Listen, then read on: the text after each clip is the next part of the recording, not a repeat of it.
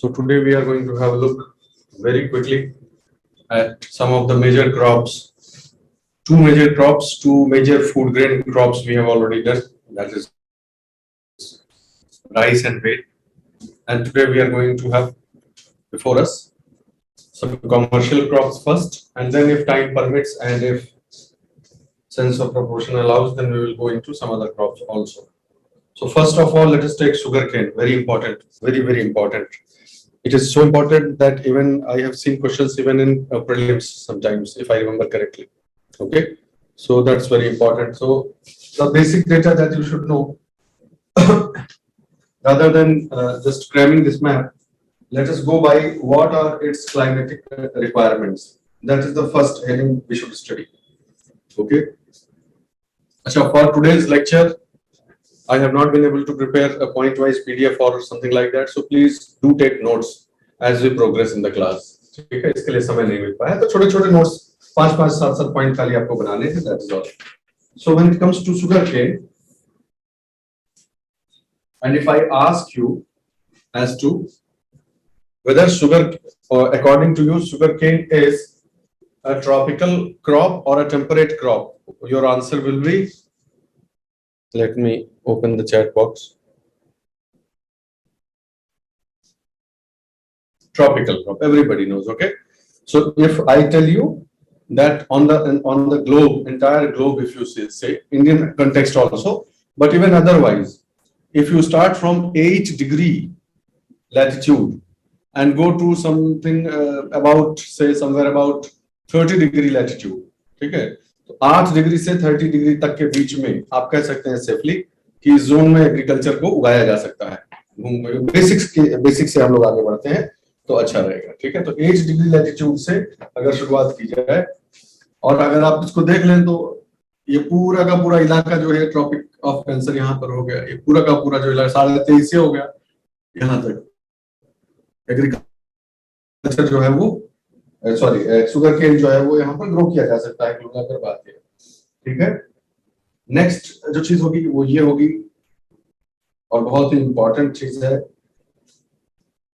अगर आप देखिए कि इंडिया के रिस्पेक्ट में ये चीज इतना इंपॉर्टेंट इसलिए हो जाती है क्योंकि area wise, if you see area, the next point that you are going to note down is that area wise India has the largest area under sugarcane cultivation. Point number 2 that you should know. Okay, तो area wise तो ये हो गया, लेकिन production wise आप इतना तो basic समझ ही जाते होंगे आई बिलीव.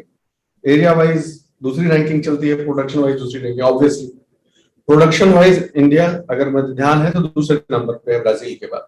ओके, तो एरिया वाइज नंबर 1 पे, प्रोडक्शन वाइज नंबर 2 पे. That is what you should note.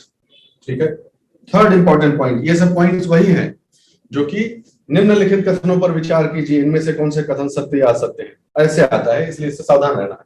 The next feature about this particular crop that you should know is what is its life cycle. If you ask me, what is its life cycle? Okay, so sugarcane usually typically mature, different varieties, different areas of production, different regions or climates, but typically आप कह सकते हैं कि साल से 1.5 साल के बीच में मेच्योर होती हैं. जितनी भी अलग अलग तरह की वैरायटी ऑफ खेती के मेथड होंगे अलग अलग क्लाइमेट्स में, 10 महीने से 18 महीने जैसे बोलते हैं लोग, 10 से 18 महीने के बीच में जो है वो मेच्योर हो जाता है, डिपेंडिंग ऑन द क्लाइमेट. कितने उसको, हर एक क्रॉप को कुछ गिवन नंबर ऑफ डेज मिलने चाहिए सनशाइन के लिए, और फोटो पीरियडिज्म होता है, बहुत सारी चीजें होती हैं. बस आप अभी के लिए इतना समझें कि हर एक पर्टिकुलर क्रॉप का अपना एक लाइफ साइकिल होता है. अगर उसकी क्लाइमेटिक कंडीशंस पूरी नहीं होंगी तो उसे ज्यादा नंबर ऑफ डेज लगेंगे. उसी क्रॉप को अगर आप ऐसे एरिया में उगाएंगे जहां पर क्लाइमेटिक कंडीशंस जल्दी पूरी नहीं हो रही तो ज्यादा टाइम लगेगा, तो जल्दी मेच्योर हो जाएगा. तो 10 महीने से लेकर 18 महीने तक का समय लगता है. टेम्परेचर की जब बात पहले ही बोल चुके हैं आप कि ये तो ट्रॉपिकल वैरायटी है, तो एक चीज तो सेफली कह ही सकते हैं कि अगर ट्रॉपिकल वैरायटी है तो टेम्परेचर की रिक्वायरमेंट इसकी 25 के आजू बाजू कहीं बैठती होगी, 24-25 का एवरेज बनता होगा. इतना डिग्री सेंटीग्रेड का है कि नहीं है? तो हम लोग थोड़ा थोड़ा तो बोलने लगे तो अच्छा रहेगा, लॉजिक से डिड्यूस कीजिए. तो 20 से लेके 26 डिग्री सेंटीग्रेड तक के बीच में शुगरकेन उग जाता है. आपका अगला पॉइंट हो गया. ठीक है, एक बात और ध्यान रखनी है, और बहुत ही देखिए कैसे अगर लॉजिकली समझिए तो आपको आ जाएगा समझ में कि शुगर केन केक का सबसे बड़ा जो दुश्मन है, आप इस बात को समझ लें, पेस्ट वगैरह के भी तो बात ही नहीं करें, क्लाइमेटिक कंडीशंस में शुगर केन के लिए जो सबसे घातक क्लाइमेटिक फैक्टर है वो है फ्रॉस्ट। ठीक है, फ्रॉस्ट जो है वो नहीं लगना चाहिए किसी भी कीमत पर, नहीं तो शुगर केन पूरी तरह से जो है वो खत्म हो जाता है, बर्बाद हो जाता है। ठीक है, इससे जुड़ी हुई एक बात मैं बताना चाहता हूं जो अनुभव पर आधारित है, और वो ये है कि नॉर्थ इंडिया में, जब आप उत्तरी भारत में अगर आप देखेंगे और दक्षिणी भारत में अगर आप तुलना कीजिए, तो दक्षिण भारत में फ्रॉस्ट वाली कंडीशंस ना होने की वजह से उनको हार्वेस्टिंग के लिए ज्यादा समय मिल जाता है, जबकि यहाँ पर उत्तर भारत में इससे पहले कि फ्रॉस्टी सिचुएशन शुरू हो, विंटर उस तरह की आवे, उससे पहले ही हार्वेस्ट कर लेना पड़ता है। तो यहाँ विंडो पीरियड जो हार्वेस्टिंग के लिए होता है बहुत शॉर्ट होता है। Understand my point? तो अगर विंडो पीरियड आपका शॉर्ट है, कैसे चीजें देखिए कैसे एक के बाद एक स्पाइरल होती है। अगर आपका विंडो पीरियड शॉर्ट है कि इसी पीरियड में सब लोग कटाई किए डाल रहा है भड़बड़ भड़बड़ करके, तो फिर क्या होगा? माल बहुत ज्यादा हो जाएगा, माल बहुत ज्यादा होगा तो इंफ्रास्ट्रक्चर के ऊपर लोड आएगा, इंफ्रास्ट्रक्चर के ऊपर लोड आएगा तो ट्रांसपोर्ट की दिक्कत आएगी, ट्रांसपोर्ट की दिक्कत आएगी, सप्लाई ज्यादा हो जाएगी, एकदम से सप्लाई ज्यादा हो जाएगी तो डिमांड और प्राइस पे उसका असर पड़ेगा। You understand my point?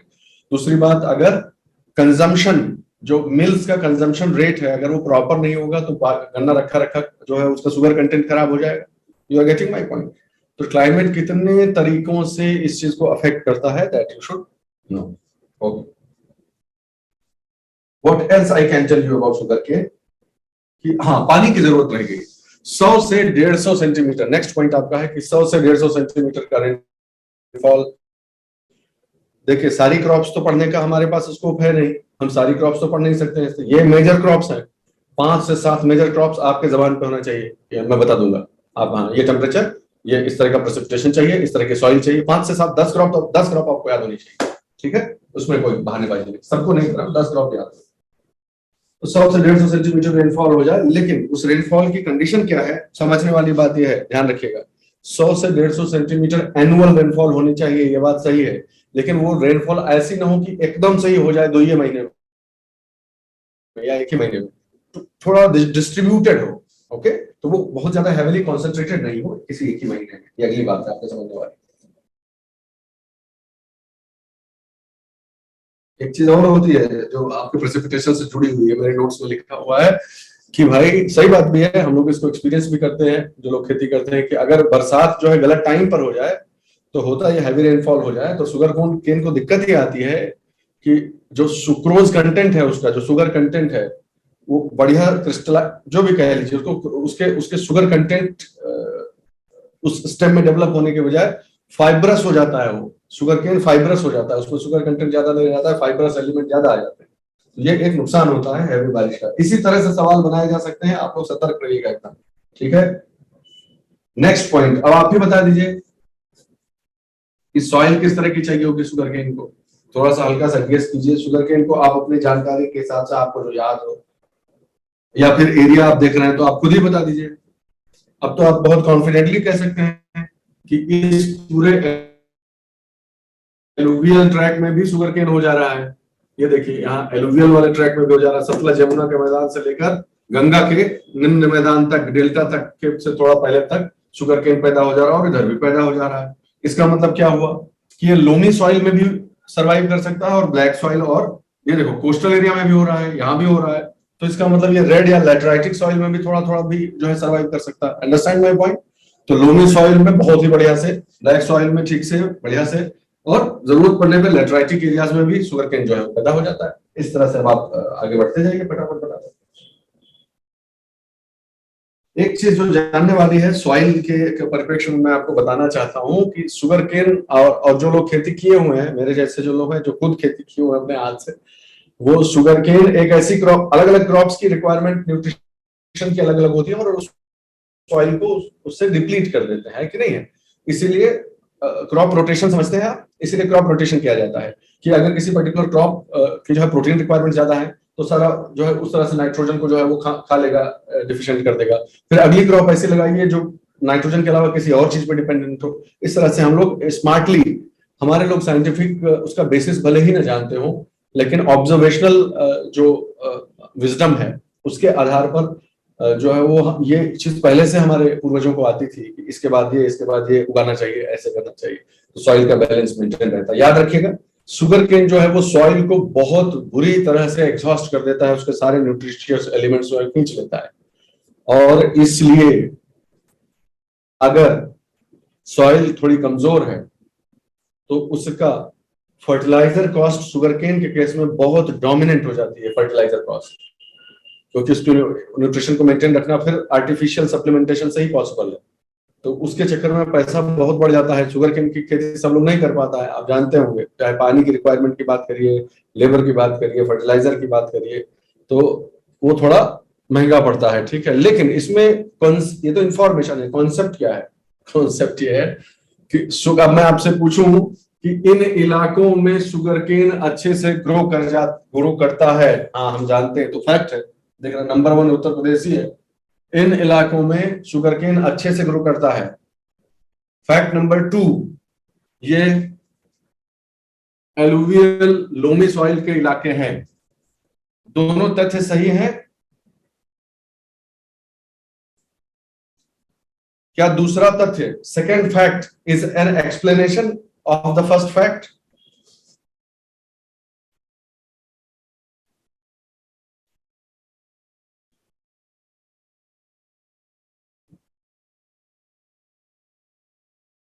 तीसरा फैक्ट, 2 फैक्ट समझ गए। शुगर केन इन इलाकों में अच्छे से ग्रो करता है 1, ये एलुवियल लोमी सॉइल के इलाके हैं 2, 3 शुगर केन किसी भी सॉइल को जहां भी उगता है न्यूट्रिएंट से पूरी तरह एग्जॉस्ट कर देता है, बहुत बुरी तरह। क्या ये तीनों आपस में कनेक्टेड हैं? कॉज इफेक्ट का रिलेशनशिप है, आपको दिखता है? नहीं, तो ये तो आपको एक्सप्लेन करना पड़ेगा। मैं वेट करूंगा, चैट बॉक्स में लिखें जिसको समझ में आया हो। कि बाकी 2 तो ठीक था कि यहाँ एल्यूवियम पे, लोम पे अच्छे से उगता है तो इसी इलाके में उगेगा। ये तीसरा फैक्ट कैसे कनेक्टेड है इसी से कि वो एग्जॉस्ट कर देता है सॉइल को बुरी तरह? उसका बाकी 2 फैक्ट से क्या संबंध है?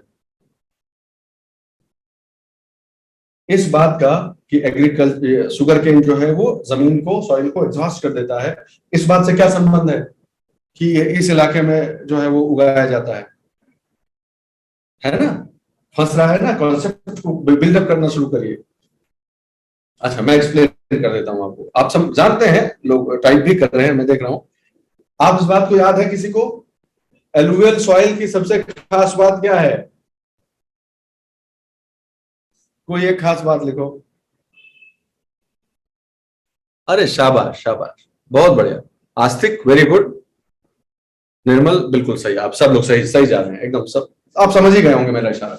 ये नेचुरल एडवांटेज है इस इलाके का कि क्योंकि हर साल नया एलुवियम आ जाता है यहाँ पर, इसलिए पुरानी वाली लेयर जो एग्जॉस्ट हो गई है। आप सब लोग एकदम सही लिख रहे हैं, ठीक है, बहुत बढ़िया, समझ गए बात। ऐसी चीजें जुड़ी हुई होती है, ठीक है, फाइन। तो ये लेकिन यहाँ पर तो ऐसा है नहीं, तो इसका मतलब यहाँ पर क्या होता होगा? एक तो ब्लैक सॉइल जो होती है वो शुगर केन को सपोर्ट करती होगी, नंबर 1। नंबर 2, यहाँ फर्टिलाइजर कॉस्ट लगती होगी, फिर साउथ में यहाँ जो फर्टिलाइजर की कॉस्ट वो ज्यादा लगेगी भाई, फाइन।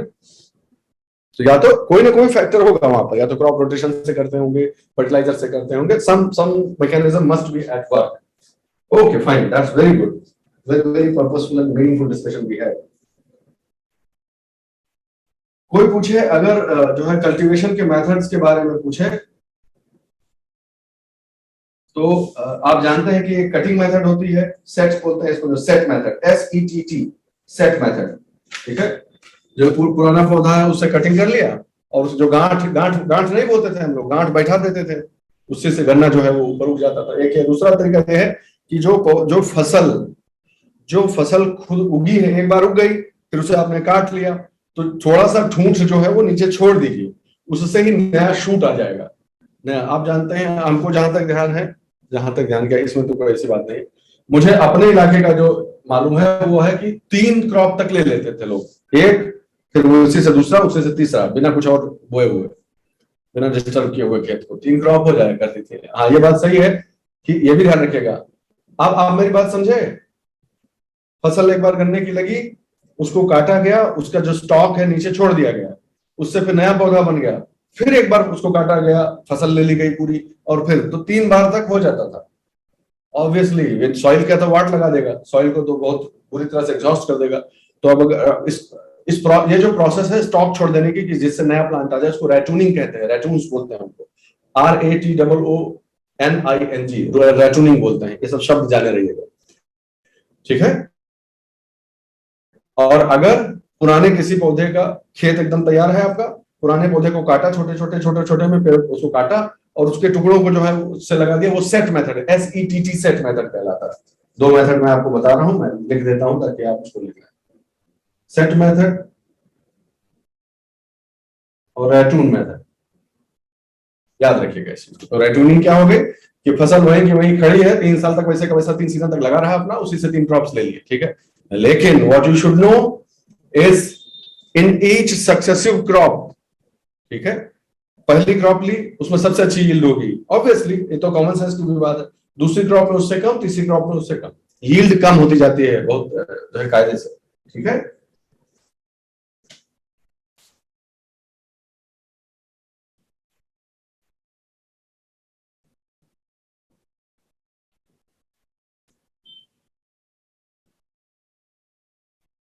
हाँ, इस पर एक बात याद आ रही थी, वही वही मैं थोड़ा फंस गया। कल हमने ये बात करी थी, हल्के से इस बात का इशारा किया था मैंने आपको, कि शुगर केन के साथ एक रिक्वायरमेंट ये भी होती है दोस्तों, कि वो that has to enter the process of sugar manufacturing or of further processing within 24 hours of harvesting। तो जब काटा गया है तब धर्म कांटा पे लेके जाइए, फट से तौलाइए कितना कुंटल है, उसको ट्रायल जो है तुरंत मिल पे जितने जल्दी उसके पहुंचा दीजिए, वरना उसका जो सुक्रोज कंटेंट है वो फिर बिगड़ता जाता है, नहीं मजा आता है फिर, ठीक है, इस बात को समझ लीजिएगा। तो ये आगे इसके पढ़ेंगे कि साउथ नॉर्थ में इस बात का क्या इम्प्लीकेशन पड़ता है, कैसे होता है, लेकिन ये ध्यान रखिएगा कि एट द अर्लीस्ट उसको पहुंचा देना होता है वहां पर, ये उसकी आवश्यकता होती है, ठीक है। एक बात और कहना चाह रहे थे कि ऑब्वियसली कि गन्ने को जब उसकी कटाई होती है और आगे फर्दर आप राइटूनिंग वगैरह नहीं करने वाले हैं, तो जितना जड़ के पास से काटिए उतना ही ज्यादा अच्छा होता है। ऐसा क्यों, समझ रहे हो जो हम कह रहे हैं? अगर ये गन्ने का पौधा है, पेड़ है, मान लो ये गन्ना है और ये जमीन है, तो हम जो कह रहे हैं वो बात ये कह रहे हैं कि जहां तक हो सके इसको यहां से ना काटिए, यहां से काटिए, जितना जितना नीचे से हो सके काटिए। जो देहाती लोग हैं वो जो जानते हैं, गन्ना चूहना किधर से शुरू किया जाता है, गन्ना चूसना किस तरफ से शुरू किया जाता है, जड़ की तरफ से, है कि नहीं, कि मतलब उधर ज्यादा सुक्रोज करना, ऑब्वियसली ग्रेविटी टाइप का समझ लो, और कुछ नहीं आता है तो पौधा ऐसे है, पत्तियों से सारा शुगर बना इकट्ठा होना शुरू हुआ, तो कहाँ जाके इकट्ठा होगा, जड़ के पास में। हालांकि this is not the correct, gravity is not the only factor responsible, but this particular plant has chosen to deposit its sugar content maximally at the base, and the sugar content decreases as we go upwards. All right, so ये जानने लगिएगा, सब सिर्फ सिर्फ important points बता रहे हैं और interesting तरीके से, वरना ये क्रॉप आपको समझना याद करना एक तो पढ़ाने का विषय भी नहीं है, और याद करना अपने आप से बहुत बोरिंग हो जाता है, लेकिन कारण बताते हुए हम अगर समझेंगे तो शायद आसानी होगी। अच्छा, शुगर केन का जो आगे का फॉरवर्ड लिंकेज अगर आप देखिए, तो शुगर केन से की जो टोटल यील्ड है इंडिया की हमारे यहाँ, तो लगभग कह सकते हैं आपकी 2/3, 2/3 भाग उसका गुड़ वगैरह बनाने में इस्तेमाल होता है, और 1/3 भाग उसका चीनी बनाने में इस्तेमाल होता है। I am relying on the data because it is latest type का है, तो यही होगा, मोर और लेस यही डेटा मिलेगा आपको, ठीक है। डिस्ट्रीब्यूशन की अगर बात करें तो पहले ही आपको बता दिया है भाई कि 8 डिग्री से 32 डिग्री नॉर्थ लैटिट्यूड तक उग जाया करता है, जो कि आप वैसे हिंदुस्तान के ही परिप्रेक्ष्य में देख सकते हैं कि वहां पर उग जाता है, ठीक बात है। 3 मुख्य भाग अगर आपको करने को कहा जाए तो क्या करेंगे, गंगा सतलज का ये जो देखिए मैदान हो गया, ये वाला पार्ट हो गया, पेनिनसुलर पार्ट हो गया, और कोस्टल इलाका हो गया। तो मुख्य रूप से यही 3 भाग जो है, ब्लैक एक जो है एलुवियल सॉइल वाला हो गया, और जो है दूसरा ब्लैक सॉइल हो गया, और कृष्णा नदी का जो ये पूरा इलाका है, यहाँ पर ये इलाका हो गया, ठीक है, मुख्य रूप से। कोई और इंपॉर्टेंट चीज अगर नहीं है तो हम आगे बढ़ जाते हैं। हाँ, दक्षिण भारत का क्या कंपैरेटिव एडवांटेज है, शुगर केन उगाने के लिए दक्षिण भारत का जो है उत्तर भारत की तुलना में क्यों वो थोड़ा सा बेनिफिशियल आगे आगे बढ़ गया है, उसके 3-4 पॉइंट अगर आपको लिखने हो, कल भी इस पर बात हुई थी, तो क्या लिखेंगे? सबसे पहला पॉइंट लिखेंगे आप क्लाइमेटिक। क्या है क्लाइमेटिक फैक्टर? कि वहां पे मीन एनुअल टेम्परेचर जो है वो थोड़ा सा वैसा का वैसा रहता है, तो वो उसके ग्रोथ के सनशाइन जो अवेलेबल होनी चाहिए वो रहती है उसको। सीजन्स की एक्सट्रीमिटीज नहीं है वहां पे। अगली बात की सीजन की एक्सट्रीमिटीज नहीं है, इसलिए वहां पे फ्रॉस्ट का खतरा नहीं है, इसलिए हार्वेस्टिंग के लिए एक लॉन्ग विंडो पीरियड मिल जाता है। ठीक है, और आगे बढ़ते जाए अगर तो आप देखेंगे कि वहां क्योंकि शुगर केन को काट के जल्दी से पहुंचाना जरूरी होता है, इसलिए ट्रांसपोर्ट फैसिलिटी, इंफ्रास्ट्रक्चर, ये सब अगर बेटर है तो और अच्छे से जो है वो ओवरऑल जो गन्ना कल्टीवेशन है, ओवरऑल शुगर केन कल्टीवेशन को उससे बेनिफिट मिलता है। ठीक है, मेरिट, ये तो आप सब समझते ही हैं। न लू का खतरा है यहाँ पर, ना फ्रॉस्ट का खतरा है, दोनों से बचा हुआ है। ठीक है, सारी की सारी क्रॉप। हाँ, एक ही दिक्कत है, तो भगवान जो खुदा है वो तवाजुन बना के रखता है ना, बैलेंस बना के रखता है हर चीज में, तो एक ही चीज से वहां पर बचाना होता है, और वो क्या है अब आप समझ गए होंगे। गन्ने की हार्वेस्टिंग कब होती है दोस्तों? जल्दी बताओ, गन्ने की हार्वेस्टिंग आपके हिसाब से कब होती है? महीने का नाम बता दो खाली।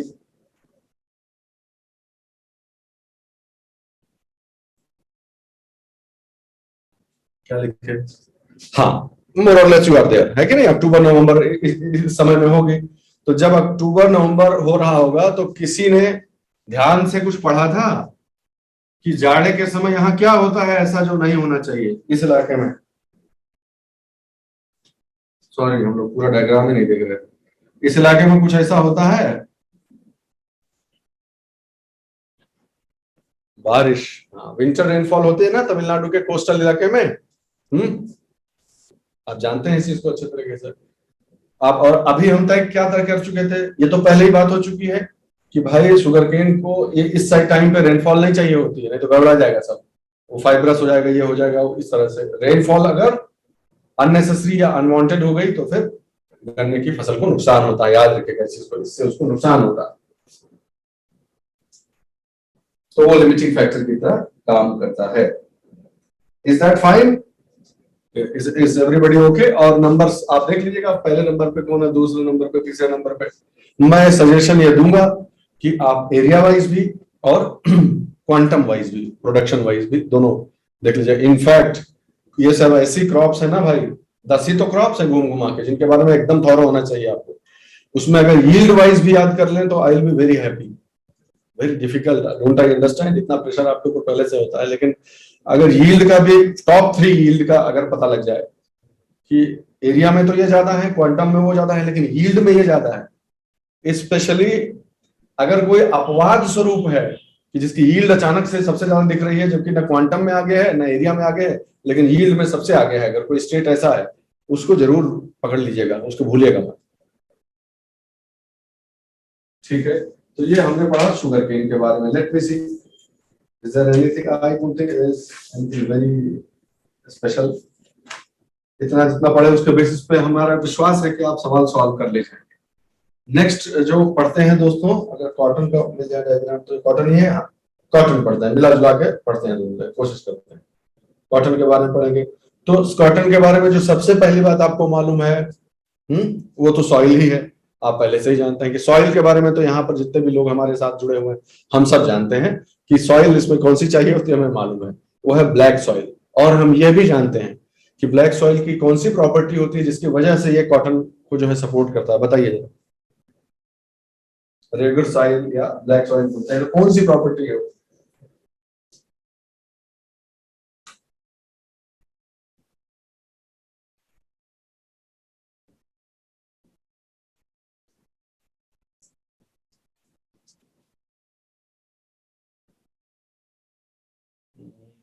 भूल गए तुम लोग थोड़ा सा।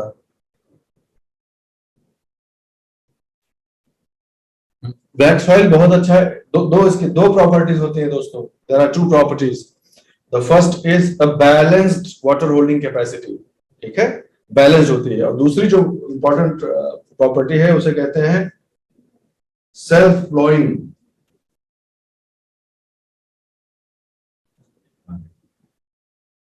अपने आप को खुद जोत देती है ये।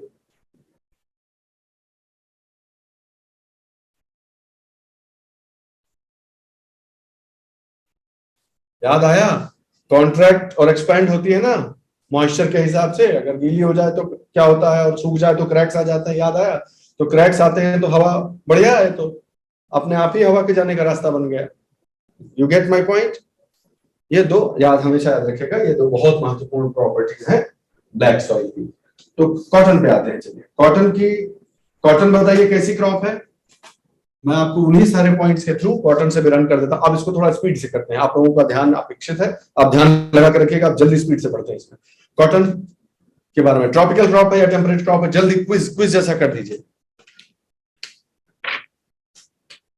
ट्रॉपिकल क्रॉप है, चलिए बहुत अच्छा, शाबाश। नेक्स्ट पॉइंट, आपको क्या लगता है रबी क्रॉप है या खरीफ क्रॉप है?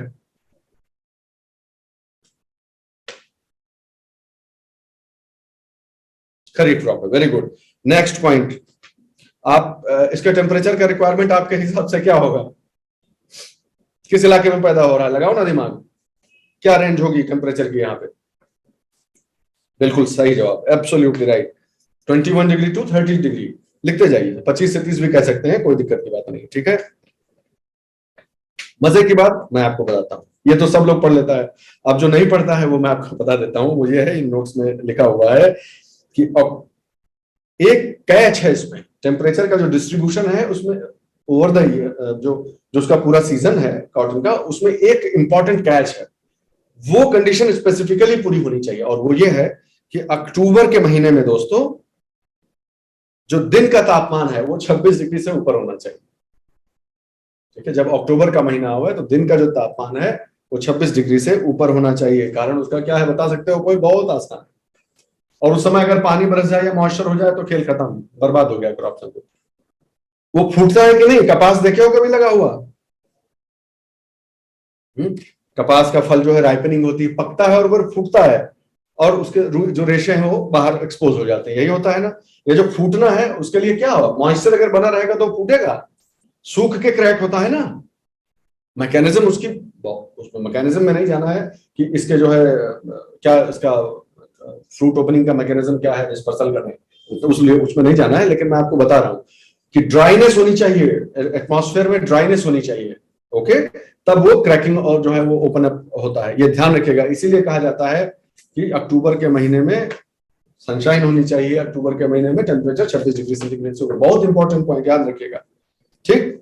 नेक्स्ट पॉइंट, ये तो अक्टूबर का तो स्पेसिफिक रिक्वायरमेंट देख ही लिए, लेकिन इसका उल्टा कि किसी भी समय 20 डिग्री से नीचे ना जाए भाई टेम्परेचर, ये भी इसकी जरूरत है, वो भी उसे नुकसान करता है अदरवाइज। दो, टेम्परेचर से संबंधित 3 चीजें आपने सीखी, क्या? कि अगर पूरी रेंज देखिए तो 21 डिग्री से लेके आप 30 डिग्री कह सकते हैं, ओके। सेकंड, 20 डिग्री से नीचे नहीं जाना चाहिए। तीसरा, अक्टूबर के महीने में जब भी ये पक रहा हो, राइपनिंग हो रही हो, तब 26 डिग्री से ऊपर है। आप समझ गए? तो क्या आप ये भी समझ पा रहे हैं कि how beautifully blessed this country is, our country, ये जो इलाका है, ये क्या भगवान की कैसी कृपा है, सृष्टि की कैसी कृपा है कि मोर और लेस ये जो जितनी कंडीशंस टेम्परेचर की बताई गई है वो यहाँ पे पूरी हो रही है। सूनर और लेटर सूर्य भगवान का जो मूवमेंट है उसके हिसाब से, you are getting what I am implying, okay. इस बात को ध्यान रखिएगा, बहुत बढ़िया। रेनफॉल, अगर हाँ एक और इसके बारे में बात आ जाती है कि इसीलिए इस इलाके में ज्यादा पनपता है, इस इलाके में इसलिए पनपता है भाई, उसका कारण यह है कि इसकी जो लाइफ साइकिल है उसमें कम से कम, ठीक है, मैं ऐसा कह सकता हूं 6 महीने के करीब, 6 महीने के करीब समझ लीजिए, 180 200 दिन कह लीजिए, कम से कम 200 दिन ऐसे होने चाहिए जिसमें पाला ना पड़ता हो, पाला ना पड़े। एक और इंटरेस्टिंग चीज, ठीक, 20 से डिग्री से नीचे टेम्परेचर नहीं जाना चाहिए, एक, ठीक। नंबर 2, अक्टूबर में 26 डिग्री रहना चाहिए, और तीसरा कि कम से कम 200 दिन इनको साफ सुथरा दिन अच्छा मिल जाए, तब इसकी ग्रोथ प्रॉपर होती है, ठीक। रेनफॉल बता दो भाई, यहां तुम खुद ही बता दो, ये रेनफॉल का कौन सा इलाका है, यहाँ कितनी रेनफॉल होती होगी, सेंटीमीटर्स में लिख के बताओ जरा। एब्सोल्युटली राइट, 50 से 75, शाबाश। अब देखिए कितनी अच्छी बात है, हम लोग जो है, आप लोग कहाँ कॉटन के बारे में स्पेशली पढ़ के थोड़े आए होंगे, जो मेरा गेस है ज्यादातर लोग नहीं पढ़ के आए होंगे, लेकिन we are able to now by logic, by deduction, we are able to narrow down to some good answers. That's very good. I appreciate it. और इसका कैच क्या है, कोई जैसे शुगर केन में आपने पढ़ा, ठीक है, इसमें कॉटन का कैच टेम्परेचर वाला आप समझ गए, पानी वाला कैच क्या है? कॉटन में पानी वाला कैच वही है जो चावल में था। याद आया कि शुरू में पानी की जरूरत पड़ती है, अच्छे से ठीक ठाक पड़ती है, लेकिन जैसे जैसे ग्रोथ होती जाए पानी कम होता जाए, ये ज्यादा उसके लिए वही कंड्यूसिव है, वही उसके लिए अनुकूल है कि जैसे जैसे कॉटन की ग्रोथ होती जाए वैसे वैसे पानी की आवश्यक, तो पानी की जो है प्रेसिपिटेशन वो है वो कम होता जाना चाहिए। इस चीज को ध्यान रखें, जितना सनी डे हो जाए, सूखा रहे, वो उतना ही बेटर है उसके फ्लावरिंग के लिए, ठीक है। और कोई स्पेशल पॉइंट में सॉइल के बारे में, ब्लैक सॉइल तो सब बोलते हैं, लेकिन अगर उस सॉइल में भी जाके अगर स्पेशल एलिमेंट में बोलना चाहूं तो लिख लीजिएगा लाइम और फॉस्फेट, दोनों चीज नोट्स में लिख लीजिए अपने, लाइम एंड फॉस्फेट। ऐसी clayey soil, black soil essentially कैसी सॉइल है? ब्लैक सॉइल क्ले ज्यादा है कि सैंड ज्यादा है कि सिल्ट ज्यादा है? किसकी प्रभाविता ज्यादा है, किसका प्रभुत्व ज्यादा है? मयंक का कहना है क्ले, रमाकांत का भी कहना है क्ले। क्यों भाई? आप देखिए हमने ऐसी पढ़ाई की है, सौभाग्य से आपके चक्कर में मुझे भी सीखने को मिला कि हम ये भी बता सकते हैं कि क्यों ब्लैक सॉइल में क्ले ज्यादा है।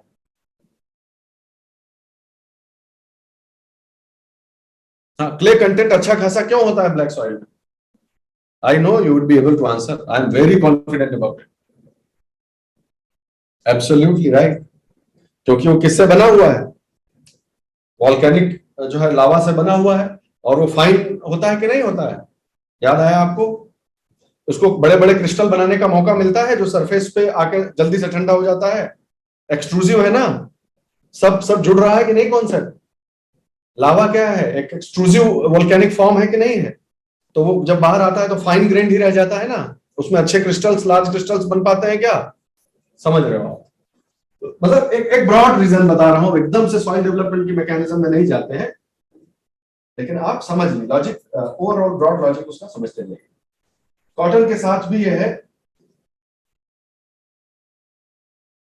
कि ये भी न्यूट्रिएंट इंटेंसिव होता है, ठीक है, शुगर केन की ही तरह ये भी न्यूट्रिएंट को जो है वो एग्जॉस्ट कर ले जाता है सॉइल में से।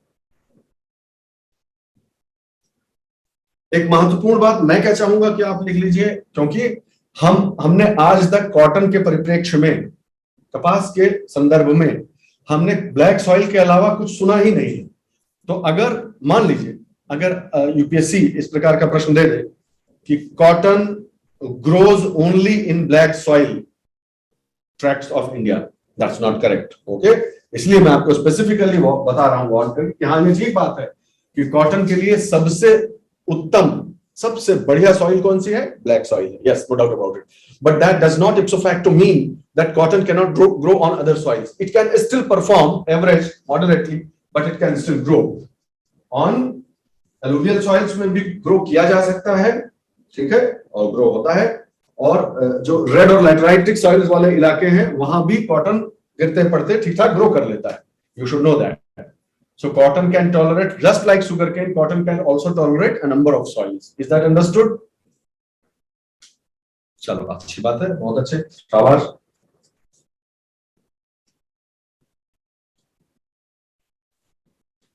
और क्या बता सकता हूं मैं आपको, देख रहा हूं मैं, हाँ यस यस, बहुत ही बढ़िया पॉइंट है। एक और छोटा सा, कॉटन के हार्वेस्टिंग का क्या तरीका है? हम लोग यहाँ जब भी बाहर निकलते हैं सीजन में गुजरात में, तो हमें बहुत आयत में चीज देखने को मिलती है अपने आंख के सामने। कैसे कॉटन को करते हैं? पिकिंग उसकी करनी पड़ती है ना, जो लेबर है, ह्यूमन लेबर जो जाता है फील्ड में जाते हैं वो और उसको पिक करते हैं, तो जो मेच्योर हो गया होगा उसी को पिक करेंगे ना। तो ये लेयर्स में होता है, लेयर्स कह लीजिए या फेजेस कहना चाहिए मुझे, फेजेस में होता है, ठीक है। एक बार, दो बार, तीन बार, तीन चार बार पिकिंग उसकी होती है, ये आपको ध्यान रखना है। कॉटन का जो पिकिंग है वो तीन चार बार होती है, और सबसे पहले बार में सबसे ज्यादा यील्ड होती है, फिर जो थोड़ा बहुत बचे रह गए होंगे वो मेच्योर हो गए, फिर उनसे भी जो बचे रह गए वो मेच्योर हो गए, समझ गए बात? तो सक्सेसिवली उसकी यील्ड कम होती जाएगी, ठीक शुगर केन की तरह। शुगर केन में खैर क्रॉप्स का सीजन ही अलग अलग है, यहाँ एक ही सीजन के क्रॉप की बात की जा रही है, उसके फ्रूट्स अलग अलग टाइम पे निकाले जाते हैं, और सबसे ज्यादा पहले ही बार में निकल जाएगा, सिंपल सी बात है। उसमें जो बचे होंगे, जो कच्चे रह गए होंगे, वो अगली बार निकलेगा। I think I am able to make sense. Okay fine, yes.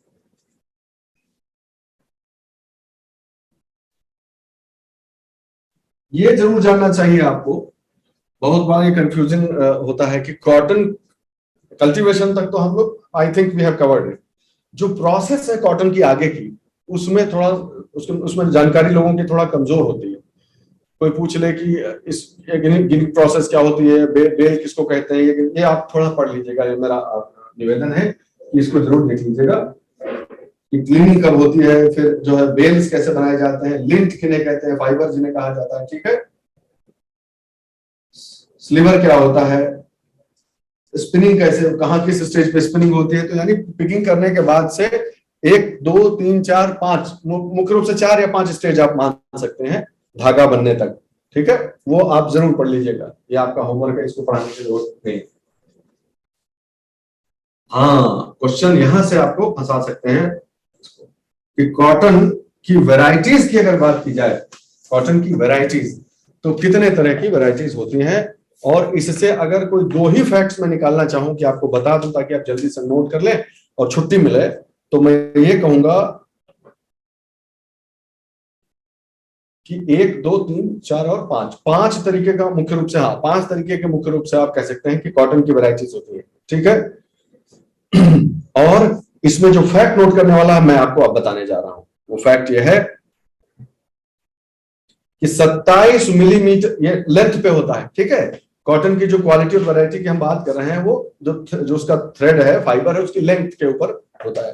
तो 27 mm से बड़ा, 27 mm से बड़ा अगर है धागे का, एक धागे का, एक फाइबर का यूनिट जिसे कहते हैं, एक इकाई का की लंबाई अगर 27 mm से ज्यादा है, वो सबसे बड़ा वाला साइज हो गया, ठीक है। उसे सुपीरियर लॉन्ग स्टेपल कहा जाता है। That is called superior long staple, okay. 1/3 जो हमारे यहाँ पैदावार होती है वो यही टाइप होता है। नेक्स्ट पॉइंट लिख लीजिए आप, भारत की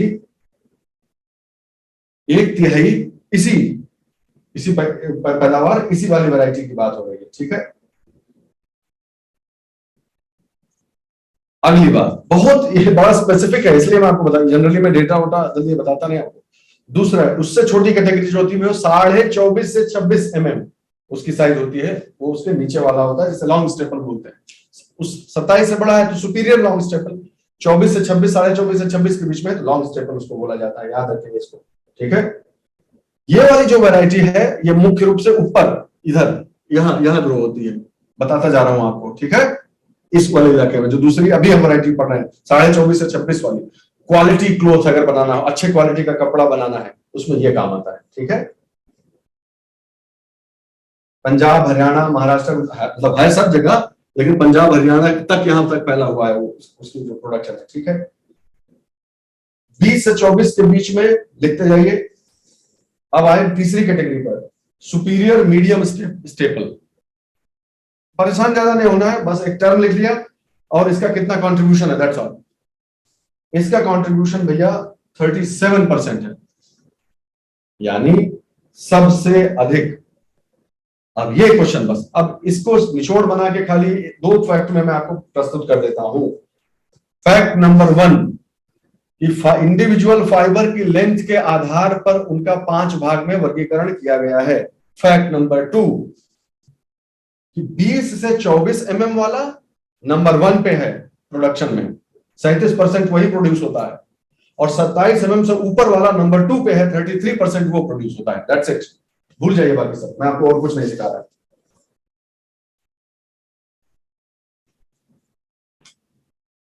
देखा, सारी चीज को निचोड़ बना दिया आपने। निर्मल ये भी डिस्कस करेंगे, लेकिन ये प्रीलिम्स में नहीं आएगा दोस्त, इस पे तो बहुत सारी स्टडी भी की हुई है अपन ने, आप चिंता मत करिए। मेंस की तैयारी कराते समय एक भी सोशल इकोनॉमिक एस्पेक्ट हम लोग छोड़ेंगे, please do not worry, rest assured about it. जितनी मॉडर्न स्टडीज हुई हैं, जितने उस पर सोशियोलॉजिकल पेपर्स लिखे गए हैं, सब भगवान की कृपा से, बहुत सारे, सब नहीं कहना चाहिए ऑफ कोर्स, बहुत सारे पढ़ने का सौभाग्य प्राप्त हुआ है। सौभाग्य का दुर्भाग्य है, सुसाइड्स पर अगर कोई चीज लिखी जा रही है और पढ़नी पड़ रही है तो दुर्भाग्य है, लेकिन अपने को है तो आप उसकी निश्चिंत रहिएगा, वो हम लोग जरूर पढ़ेंगे।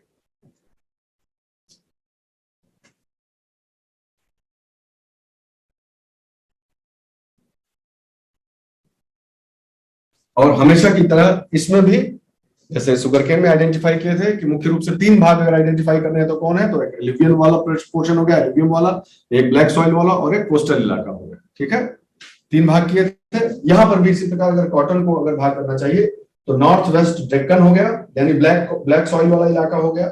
ठीक है, फिर कर्नाटका का और तमिलनाडु का इलाका हुआ, और गंगा का, अपर गंगा का मैदान जो है, ये जो इलाका है यहाँ पर, यहाँ ये वाला इलाका हो गया। ठीक है, यहाँ पर मुख्य रूप से जो है वो कॉटन पैदा होता है।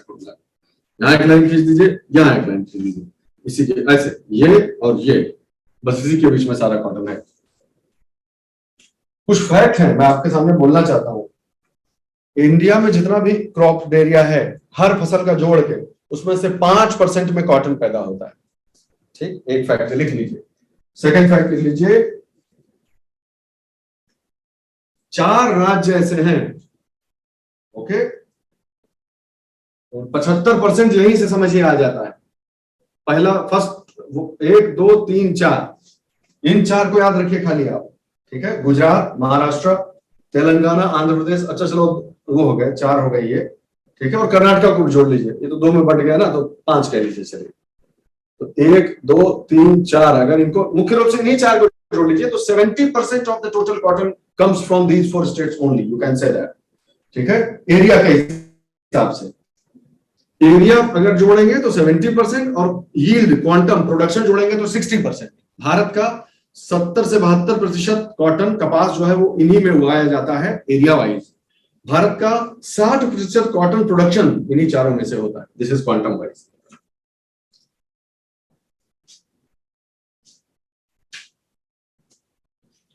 Is that okay? कॉटन भी हमने समझ लिया।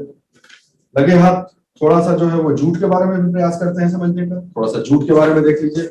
स्पेशल क्रॉप है भाई, जानना चाहिए, कहीं कुछ पूछ ले तो दाहिने बाएं घुमा के। और हमारी ट्रेडिशनल क्रॉप है, इंडिजिनस और ट्रेडिशनल टाइप की क्रॉप है, तो उसके बारे में जानिए। जूट के बारे में अगर कोई पूछे कि भाई कितने तरह का होता है, 2 तरह का जूट होता है, व्हाइट जूट और टोसा जूट बोलते हैं। इसलिए यही सब, ये बड़ा इंटरेस्टिंग फेवरेट एरिया होता है कंपिटिटिव एग्जाम्स का, कि ये वैरायटी जो है और वो वैरायटी, इस तरह से वो बताने का प्रयास करते हैं, क्योंकि ये चीजें इतनी बोरिंग जनरली मानते हैं लोग कि उसको ध्यान से नहीं पढ़ते हैं। तो ठीक है, इसकी हम चर्चा करते हैं बहुत जल्दी। ओके, नंबर 1 पहला पॉइंट आप लिखेंगे, ठीक है, कि जूट मिलता कहां से। तो जो छाल का जो अंदरूनी भाग है, इनर बार्क बोलते हैं उसको, इनर बार्क से, पौधे के छाल का इनर बार्क से मिलता है जूट, पहला पॉइंट। आउटर बार्क से मिलता है, इस बार्क से, ऐसे कंफ्यूज कर सकता है। इनर बार्क से डिराइव होता है जूट, नंबर 1। नंबर 2, जूट 2 प्रकार का होता है, एक व्हाइट जूट और एक टोसा जूट। मैं लिखकर आपको स्पेलिंग बता देता हूं टोसा की। तो जूट वाला पहले वो देखने की है कहां, चित्रवा कहां, टी कॉफी हो गया तो जूट ये है। बहुत बढ़िया, शाबाश, इतना बढ़िया मानचित्र है, देखिए सामने आपके, इससे आपको अंदाजा लग ही जाएगा कि यहाँ पर जूट क्यों पैदा होता है। ठीक है, तो जो हाँ मैं जो कह रहा था वो ये है, TOSSA, टोसा। अरे भाई ये हिलता है तो राइटिंग बनती नहीं इसे। टोसा जूट और व्हाइट जूट 2 अलग अलग वैरायटीज होती हैं। अब बस कैसे मैं आपको याद करा दूं, ऐसे याद रखिए।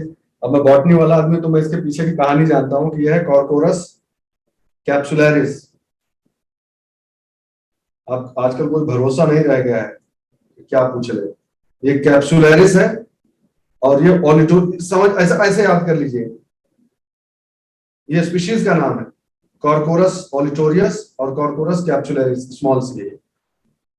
कोई मान लीजिए कहीं पूछ ले कि जूट में जो 2 मुख्य प्रकार हैं भारत में, निम्नलिखित में से कौन सी स्पीशीज है जो टोसा जूट के लिए जो है का स्रोत बनती है, तो ओ आता है ना टोसा में, ओ, बस वैसे याद कर लो कि टोसा में जो ओ है तो इसकी स्पीशीज का नाम ओ से है, बस खत्म, इससे ज्यादा परेशान ना हो। ओके, चलो आगे बढ़ते हैं। तो मुख्य, अच्छा ये भी जान लीजिए कि मुख्य यही है, व्हाइट जूट है ना, यही सर 2/3 यही होता है, 75% इनफैक्ट 3/4 यही होता है। 75% जूट जो इंडिया में होता है वो व्हाइट वाला कैप्सुलरिस वाला होता है, याद रखिएगा, ठीक है। और जो जितने भी निचले इलाके हैं ना, सब बताता जाता हूँ, जो जो मुझे ध्यान मेरे नोट्स में लिखा है बता देता हूँ। जो नीचे के इलाके हैं, निचले इलाके, मैदानी इलाके हैं जहां पर पानी भर जा रहा है, ये जितना नीचे नीचे का इलाका होगा, निचला नीचे वाला, वहां पर व्हाइट जूट। और जो अपलैंड है, थोड़ा सा अपलैंड इलाका होगा, वहां पे टोसा जूट पैदा होता है, दैट यू शुड नो।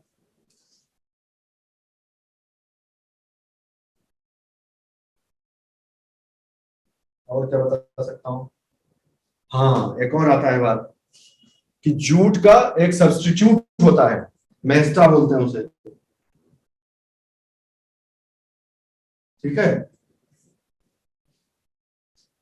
वो जूट और उससे थोड़ा पुअर क्वालिटी का होता है, जहां पर जूट पैदा नहीं किया जा सकता दोस्तों, वहां पर मेस्टा उगाया जाता है। तो जैसे जो रफ यूज के बैग्स नहीं होते हैं, जूट बैग्स आते हैं, और उससे भी एक क्वालिटी खराब वाला बैग कभी हो सकता है आपने कभी देखा हो, बहुत रफ क्वालिटी का, एकदम ऐसे कैसे भी करके बैग बना दिया है बस, वो जो होता है वो मेस्टा से बना हुआ होता है, should mesta fibre that is called. Assam, Bihar, Orissa, मुख्य रूप से मेस्टा, जो मेस्टा की बात अभी कर रहे हैं, तो मेस्टा जो है असम, बिहार और उड़ीसा के इलाकों में कहीं कहीं उगाया जाता है। जहां नहीं एक्सपेक्टेड है वो भी बता देता हूं। मेस्टा जो है, याद आ गया, जूट की बात नहीं कर रहे हैं, कंफ्यूज ना होइएगा, जूट नहीं बोल, जूट तो हो गया, इसका एक सब्स्टिट्यूट होता है, स्थानापन्न, उसकी बात हो रही है मेस्टा की। तो वो तो सब लोग गेस कर देंगे कि हाँ मेस्टा यहाँ पैदा होता है, होता है। केरला में भी मेस्टा का प्रोडक्शन कल्टीवेशन होता है, जाने रहिएगा, ठीक है, ये अलग चीज है एकदम। हाँ बिल्कुल ठीक बात है, रिसाइक्लेबल और ये सब देखते हुए, एनवायरमेंट फ्रेंडली और ये सब करते हुए बहुत सारे डेवलपमेंट्स हो रहे हैं, सब ध्यान रखिएगा। तो अगर मैं आपसे पूछूं कि जूट जिन जिन परिस्थितियों में पैदा होता है, जिन परिस्थितियों में जूट पैदा होता है, जो कि आप इस मैप के आधार पर और कुछ भी न जानते हो, तो मैप के आधार पर आप देख रहे हैं, उसमें कैसा क्लाइमेट होगा आपके हिसाब से? टेम्परेचर और ह्यूमिडिटी की बात की जाए तो दोनों कम होंगे, दोनों ज्यादा होंगे, या दोनों मॉडरेट होंगे? दोनों का मतलब टेम्परेचर और ह्यूमिडिटी, बस लिखिए चैट बॉक्स में, हाई, लो और मीडियम।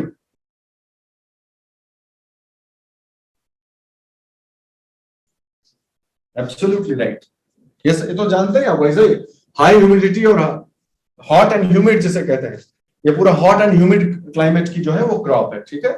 तो अगर सही है तो 30 डिग्री सेंटीग्रेड जैसा इसका एवरेज आएगा, और ह्यूमिडिटी 90% से ऊपर रहेगी, जो रिलेटिव ह्यूमिडिटी, तो वहां पे जूट पैदा होता है, बात तो जाने रखिए। और कुछ मैं बताऊं आपको? 150 से ऊपर होनी चाहिए रेनफॉल।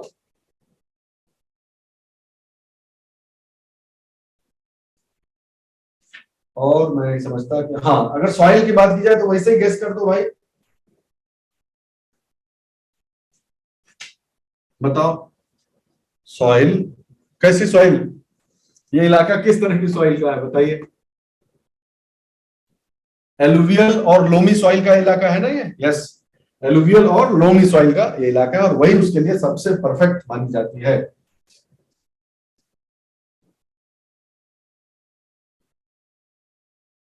ऐसा क्यों होता होगा?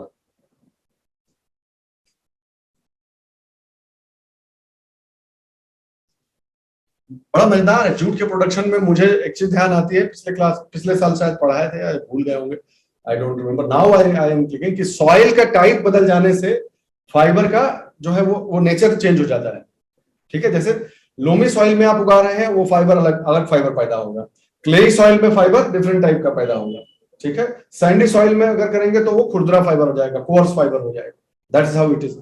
तो क्ले सबसे ज्यादा यील्ड किसमें होगी बताइए? जूट जो कि हॉट और ह्यूमिड क्लाइमेट का प्रोडक्ट है, सबसे ज्यादा यील्ड कहां किसमें होगी, किस तरह की सॉइल में होगी? क्ले में होगी, बिल्कुल सही बात है, क्ले ये सॉइल हो तो सबसे बढ़िया यील्ड होगी, ठीक है। लोमी में सब कुछ बैलेंस रहता है भाई, और अगर सैंडी कर देंगे तो जो फाइबर्स है वो उतने बढ़िया नहीं बनेंगे, कोर्स बन जाएंगे, रफ बन जाएंगे थोड़े फाइबर।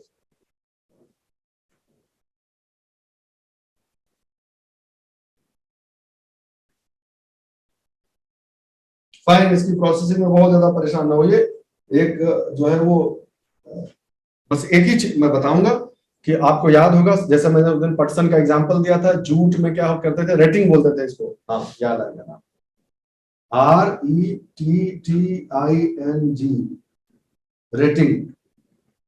उसको लेकर पानी में डुबो नहीं देते थे, सड़ा देते थे, फिर उसको जो है छील देते, यही यही तो प्रोसेस गांव में होती आई है, आप जानते हैं आप। ठीक है, तो इस ये सब अभी बहुत सारा मॉडर्न मेथड्स, केमिकल ट्रीटमेंट और ये सब आ गया है, ये खाली आपकी जानकारी के लिए। ये शब्द आ जाए कि रेटिंग, रेटिंग प्रोसेस किसकी हार्वेस्टिंग में इस्तेमाल होती है, कॉटन, जूट, फलाना धमाका, तो आपको मालूम होना चाहिए कि जूट की बात हो रही है। किसका नंबर वन होगा जूट में भाई, ये तो पहले से जानते हो आप, कॉमन मतलब जनरल नॉलेज का है सवाल। मतलब ऐसा है हालत कि अकेले वेस्ट बंगाल ही लगभग 70-75% एरिया वाइज और 80 से भी ऊपर प्रोडक्शन वाइज अकेले वेस्ट बंगाल का ही share.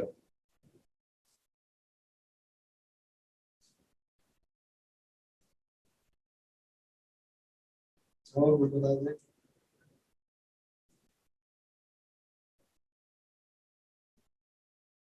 That's all I think, jute के बारे में बस, इससे ज्यादा परेशान होने की जरूरत नहीं।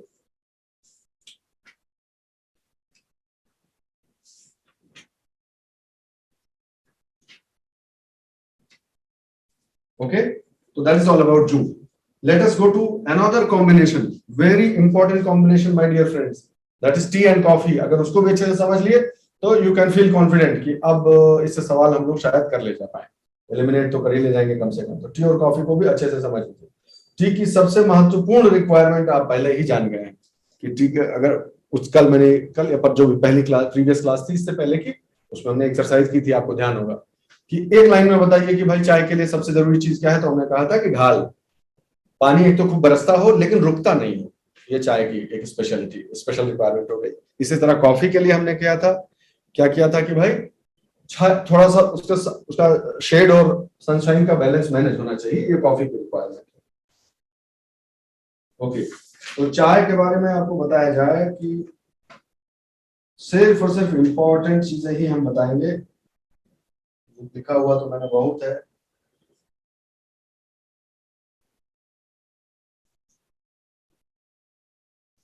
पहला पॉइंट लिखिए चाय के बारे में, प्लीज लिखें इसको जल्दी से।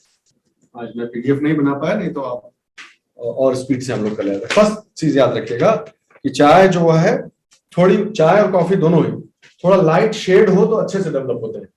ठीक है, बहुत ब्राइट और बहुत हार्श सनलाइट वाला मामला नहीं। ठीक है, लाइट शेड हो तो अच्छी बात है।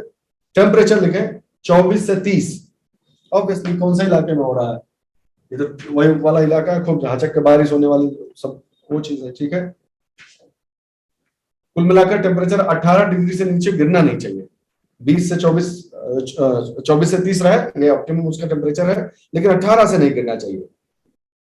ठीक है, ऑब्वियसली जो हाई प्रेसिपिटेशन इसका सबसे नंबर वन रिक्वायरमेंट है।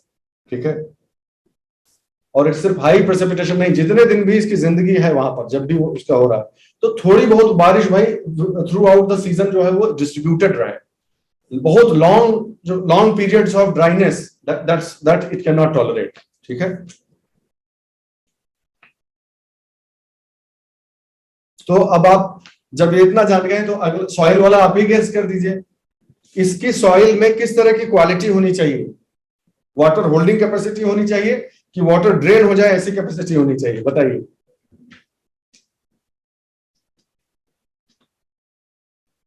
हाँ, ऐसे सॉइल चाहिए जिसमें वाटर लॉगिंग पॉसिबल नहीं हो, नहीं प्रमोट करता हो। ठीक है, ध्यान रखेंगे इसको, इसीलिए टी को हिल स्लोप्स पे उगाया जाता है।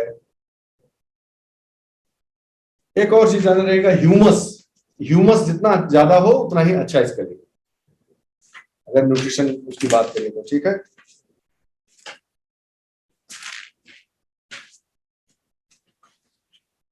मुख्य रूप से मैं आपको बताना क्या चाहता हूं कि चाय कितने प्रकार की होती है, ये जरूर आप जान लें। ठीक है, उनका हल्का सा इंट्रोडक्शन, बस उसको बहुत ज्यादा मास्टरी नहीं कर लेनी है कि जो है चाय के मास्टर हो गए, कितने तरह का चाय यहाँ से बनता है, ये सब नहीं। लेकिन बस आप जान लीजिए कि अगर मुख्य रूप से मैं बांटने पे आ जाऊं तो 4 भाग में मैं चार को डिवाइड करूंगा समझने के लिए, चार प्रकार की। और बहुत मजेदार है, अभी देखिएगा आपको पता चलेगा कि किस आधार पे थोड़ी थोड़ी प्रोसेस अलग कर देने से अलग अलग तरह की चाय कैसे बन जाती है। नंबर वन याद रखिएगा, आप हमेशा याद रखिएगा कि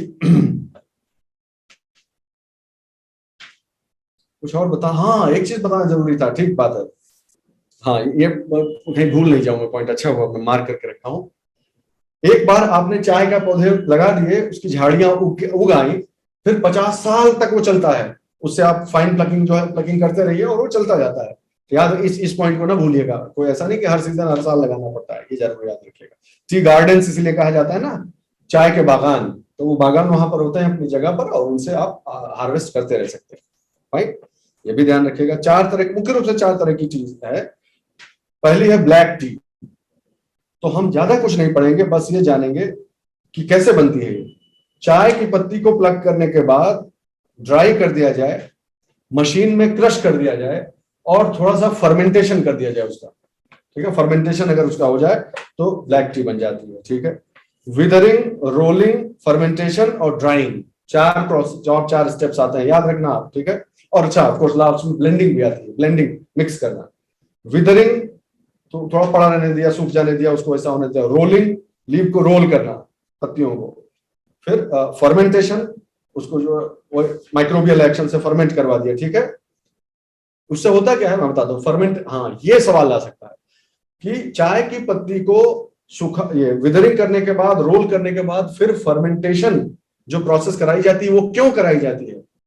चाय में टैनिक एसिड होता है, आपने सुना होगा। ये मुझे अपने दिनों की बात याद है, बॉटल में आते हैं टैनिक। ठीक है, टैनिक एसिड जो है, टैनिक एसिड की मात्रा कम हो जाए, उसको रिड्यूस करने के लिए, उसको जो है थोड़ा सा मैनेजेबल करने के लिए फर्मेंटेशन जो है वो कराया जाता है। ठीक है, मजे की बात है कि उसको और तरीके से नहीं किया जा सकता, बिल्कुल किया जा सकता है, केमिकल प्रोसेस से भी तो कर सकते हैं उसको। एक फाइन पॉइंट आपको बताना चाहता हूँ, मेरे किसी दोस्त ने मुझे बताया, शेयर किया था इसलिए, जो कि चाय के अलग अलग तरह की चाय के शौकीन है, आईपीएस है, मेरा स्टूडेंट था पहले दिल्ली में, अभी यही गुजरात अकेडमी में। ओके, जब हम दिल्ली में पढ़ाई करते थे तब परिचय हुआ था उनसे। Very very fine officer, I must say. As a matter of motivation आपको जो है वो देखना चाहिए। मैं नाम लिख देता हूँ, आप गूगल पर जरूर देखिएगा। वेरी गुड ऑफिसर, जो कि कुछ ऐसे अफसर जो नहीं बदलते हैं। Nirlipt Rai, we are one of the best friends now. कहने को मैं उसका टीचर रहा हूँ, वहां पर दिल्ली में मुखर्जी नगर में पढ़ाता था। Very good, fine officer. Okay, so he is very very fond of this kind of things, so he told me, and हम लोग दोनों ही बॉटनी के हैं, सारे के सारे, मैं, मेरी वाइफ और निर्लिप्त, हम तीनों बॉटनी के ही, वहां पर बॉटनी सब्जेक्ट था हमारा हम लोगों का। So I was saying to you what I wanted to say, कि जो टैनिक एसिड का रिडक्शन जो है, क्या किसी केमिकल प्रोसेस से नहीं किया जा सकता? बिल्कुल किया जा सकता है। तो फिर नेचुरल प्रोसेस को इतना बल क्यों दिया जाता है फर्मेंटेशन को? उसका कारण यह है कि ये एक ऐसी प्रोसेस है जो फर्मेंटेशन, जो कि टैनिक एसिड को 50% तक रिड्यूस कर सकती है, आधा कर देगी, लेकिन जो फ्लेवर है वो खराब नहीं होने पाता है। You get my point? ये फाइन चीजें हैं, जानते रहना चाहिए। तो that is the advantage of fermentation process. What else I can tell you? Okay fine. Next type of, ये कौन सी चाय पढ़ रहे थे हम? कौन सी चाय? Black T. Okay, next is green tea. Green tea में क्या हो जाता है अंदर? उसको सुखाइए मत भाई, पूरा सुखा देंगे तो ग्रीननेस उसकी नहीं रह जाएगी ना। तो अगर ग्रीन टी को नहीं सुखाया जाए, सन में, सूरज की रोशनी में ना सुखा के, जो है वो स्टीम करके उनको, और जो है मशीन में क्रश कर दिया जाए, लेकिन सूरज की रोशनी में ना सुखाया जाए, तो वो ग्रीन बनी रह जाती है, वो ग्रीन टी कहा जाता है। ठीक है, इसमें फर्मेंटेशन नहीं किया जाता है, point for your consideration. Green tea बनाने के प्रोसेस में फर्मेंटेशन नहीं किया जाता है, सिर्फ ब्लैक टी में उसको किया जाता है, याद रखिएगा इस चीज को। ठीक है, बहुत ज्यादा फ्लेवर्ड इसीलिए होती है ना, स्ट्रांग होते हैं ना ग्रीन टी, आप जानते ही हैं, क्योंकि टैनिक एसिड इसमें ज्यादा, टैनिन होता है ना, जो टैनिक एसिड कह लीजिए, वो इसमें बहुत, ग्रीन टी में ज्यादा होता है, ब्लैक टी में कम होता है। अब आप ये भी जानते हैं कि क्यों ऐसा होता है, क्योंकि ब्लैक टी की प्रोसेसिंग में फर्मेंटेशन, और ग्रीन टी के जो है प्रोसेस में फर्मेंटेशन नहीं आता है, याद रखें। बढ़िया इंपॉर्टेंट पॉइंट हो गया, इससे ज्यादा जानने की जरूरत नहीं है आपको, मस्त हो जाइए। Oolong tea. अगला जो है ये चाय भाई ने हमको, इन्हीं भाई ने पिलाई थी, पहली बार इसी के यहाँ पिए थे when he was SP Amreli. Oolong tea, oolong tea का क्या है, ये ग्रीनिश ब्राउन होती है और इसमें ड्राइंग और फर्मेंटेशन पार्शियल किया जाता है, याद रखिएगा। ब्लैक टी में अच्छा खासा फर्मेंटेशन, ग्रीन टी में नो फर्मेंटेशन, उलोंग टी में पार्शियल ड्राइंग पार्शियल फर्मेंटेशन, याद रखिएगा, ठीक है।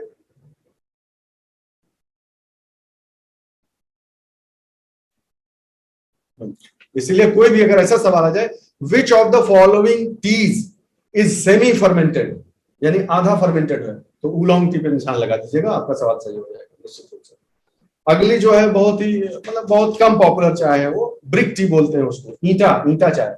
ईंटा इसलिए क्योंकि उसको जैसे बाकी चाय हम लोग खरीदने जाते हैं तो चाय की पत्ती ऐसे मिलती है, जो है वो ब्रिक के रूप में ही उसको काट काट के, जैसे समझ लो कि क्या बोलते हैं, केक नहीं जैसे काटा जाता है वैसे बिकता है। गुड़, कई जगह पे गुड़ नहीं कटता है काट काट के, या जैसे बर्फी नहीं मिलती है, बर्फिया जब हम अपने सबके टाइम पे बर्फिया काट काट के नहीं बेचता था टुकड़ा टुकड़ा ऐसे तौल के, उसी तरह चाय बिकती है ये, तो ईंटें बिकती है उसकी, ये इंफीरियर होती है। जो चाय की पत्तियां बाकी चाय बनाने के काम नहीं अच्छे से आती हैं, जो लो ग्रेड की पत्तियां रह जाती हैं, उनसे ब्रिक टी बना दी जाती है, कंप्रेस करके इनको कंप्रेस करके ब्लॉक्स बना दिए जाते हैं और वो ब्लॉक्स बेच दिए जाते हैं, ठीक है।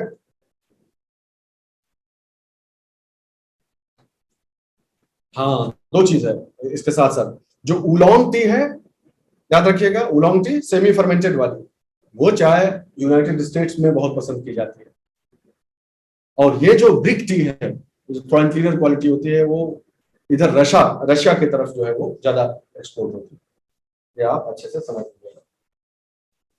डिस्ट्रीब्यूशन की बात अगर की जाए, ठीक है, यहां तक तो कुछ ऐसा है नहीं। अगर चार्ट बना होता यार मैं समझ सकता हूँ, लेकिन आज समय नहीं मिल पाया, क्या करें, चार्ट कोट का मैटर था, नहीं मिल पाया, तो चार्ट अगर बना होता तो आपको और इजीली पढ़ सकते, लेकिन अभी याद करिए 4 ही टाइप की चाय बताइए आपको, black T, green tea, oolong tea, brick T, that's all, ठीक है।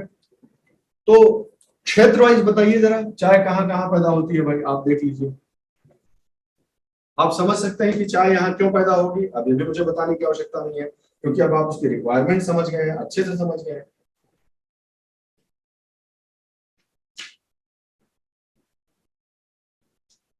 इंडिया में world's largest area under tea production Bharat में है, ये पॉइंट जरूर याद रखिए, तो ठीक है।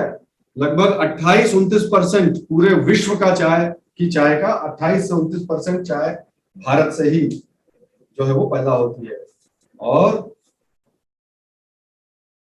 कीनिया, अब ये देखो, एक्सपेक्टेड नहीं है, एक्सपेक्टेशन नहीं है, और फिर भी वो नंबर 1 है, तो उसे जरूर याद रख लेना कि अरे ये कहां से आया। कीनिया, चाइना, श्रीलंका, इन 3 के बाद चौथा नंबर भारत का है इस बात। एक्सपोर्ट में 3 अलग अलग बातें हो रही है, एरिया, प्रोडक्शन, एक्सपोर्ट।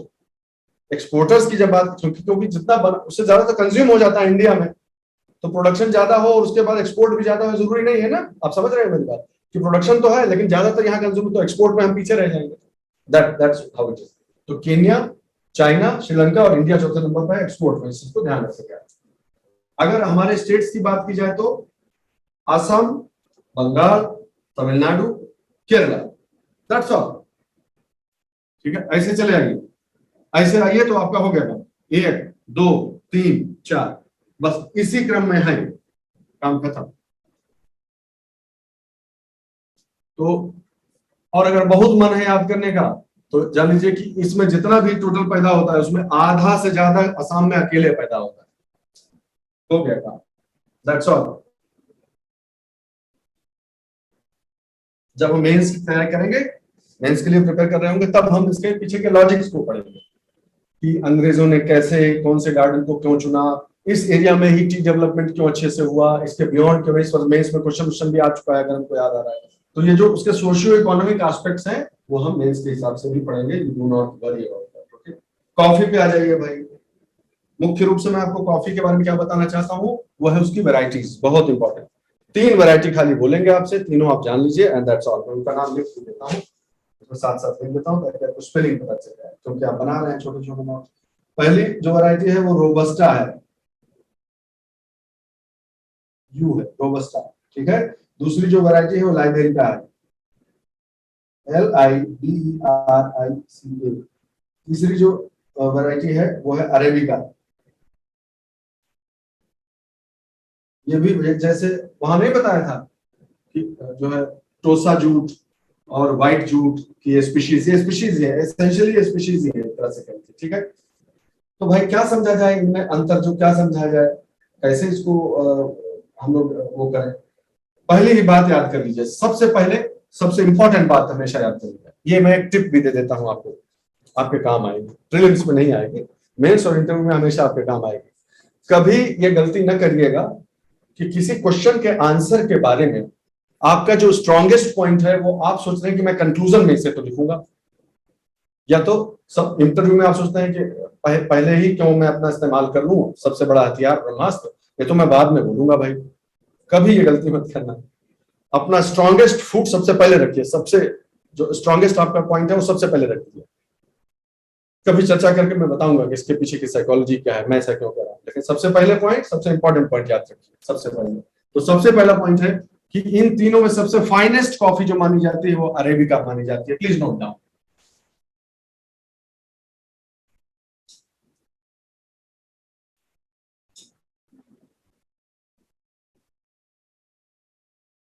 ठीक है, लेकिन जैसे कहते हैं ना भगवान सबका बैलेंस बना के जो है वो रखता है।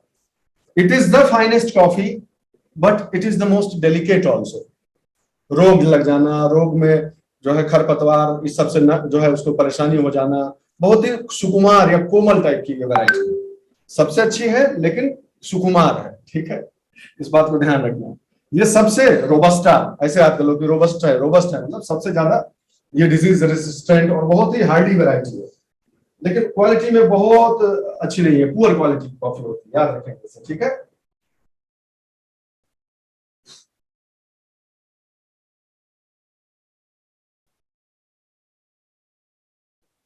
लाइबेरिका को दोनों के बीच का कह सकते हैं आप। और क्या पॉइंट मैं आपको बता सकता हूँ, ये दोनों थी ना, हाँ। ये ऊपर वाली जो है कॉफीज है, ध्यान से सुनना बात को, ऊपर वाली दोनों इंस्टेंट कॉफी जो बनती है ना, प्रचार देखे होंगे, प्रचार टीवी पे, इंस्टेंट कॉफी, इंस्टेंट कॉफी के लिए ये दोनों वैरायटीज होती हैं वो बेटर सुटेड होती है, दैट्स गुड।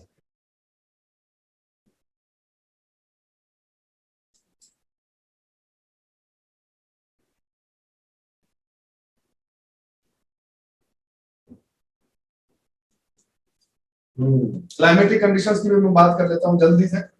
आपके मुख्य मुख्य क्रॉप्स तो हो गई, अच्छी बात यह है। तो क्लाइमेटिक कंडीशंस कॉफी के लिए क्या बताइए, इसको भी 15 से 30 डिग्री जैसा चाहिए होता है, टेम्परेचर चाहिए होता है, बिल्कुल सही बात है। मॉइस्चर बहुत ज्यादा नहीं चाहिए, वो चाय जैसी स्थिति नहीं है, मॉडरेट मॉइस्चर में इसका काम हो जाता है। और चाय के ठीक उल्टा, चाय में क्या था याद है आपको कि बहुत लॉन्ग पीरियड तक बहुत ड्राई टाइप का भी नहीं हो जाए, इसकी भी जरूरत नहीं है, वो भी कोई बड़ी अच्छी चीज नहीं है। यहाँ पर उल्टा है कि यहाँ पर लॉन्ग, अगर फेयरली लॉन्ग पीरियड हो ड्राई वेदर का तो दैट इज गुड, क्योंकि उस ड्राई पीरियड में ही जो इसके बीन्स है, कॉफी बीन्स होते हैं ना, सीड्स, जो कॉफी के सीड्स हैं वही ग्राइंड करके कॉफी बनाई जाती है, तो जानते हो, तो उनको पकने में वो ड्राई वेदर जो ड्राई स्पेल है वो सहायता करता है, ठीक है।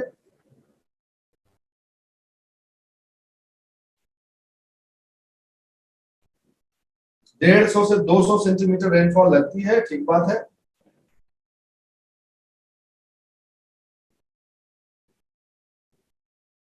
बाकी कुछ बहुत खास नहीं, सॉइल की रिक्वायरमेंट्स मोर और लेस वही है, ठीक है।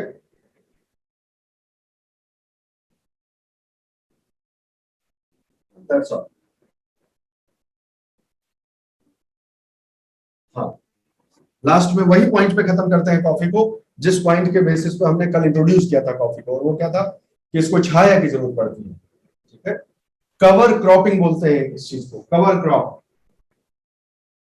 जो पौधे इसको छाया देने के लिए बीच बीच में लगाए जाते हैं कि छाया रहे कॉफी के पौधों के ऊपर, उन्हें कवर क्रॉप कहा जाता है, ये आपको जानकारी होनी चाहिए।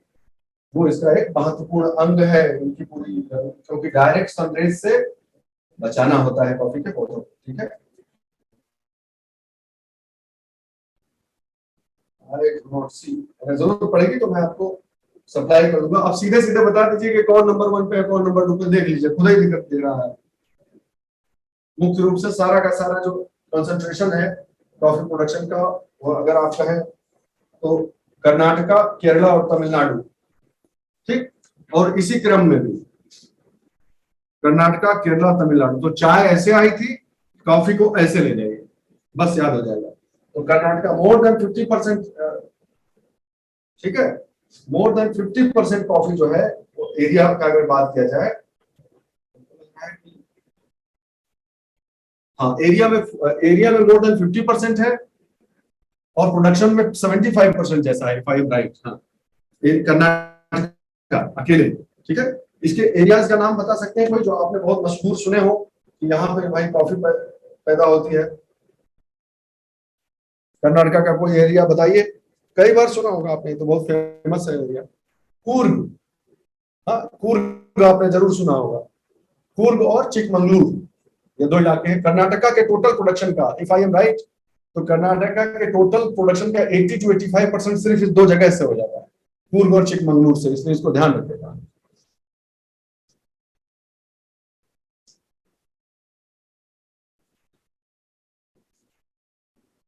तो हमने क्या क्या पढ़ा, देखिए हमने चीजों को कैसे पढ़ा। हमने कमर्शियल क्रॉप्स में क्या पढ़ा, शुगर केन पढ़ा, ठीक। उसके बाद क्या पढ़ा, फाइबर क्रॉप्स को पढ़ा हमने, वो क्या थी, कॉटन और जूट। उसके बाद हमने क्या पढ़ा, टी और कॉफी। मुख्य मुख्य ये 5 मुख्य कमर्शियल क्रॉप्स हो गए। 2 फूड क्रॉप्स आपके हो गए। अब क्या बचा, दलहन और तिलहन। दलहन और तिलहन को इस प्रकार से पढ़ाने की आवश्यकता, एक एक क्रॉप नहीं पढ़ाई जाती है, एक ग्रुप के तौर पे आपको नोट्स दे दूंगा, मैं बना लूंगा, 1 2 3 दिन लगेगा, मैं नोट्स बना के आपको दूंगा, इसको क्लास में इस तरह से पढ़ने की आवश्यकता है। You get how to study crops. मेरा मेन पर्पस ये नहीं है, ये तो कौन सा इसमें तो मैं बहुत ज्यादा कॉन्सेप्ट थोड़ा बता दिया, ये तो इंफॉर्मेशन बेस्ड सारा चीज है। लेकिन अगर आप थोड़ा सा लेयर बाय लेयर उसको बैठाकर और कोरिलेट करते हुए पढ़ेंगे तो it will be very very easy for you. So I am concluding the class today.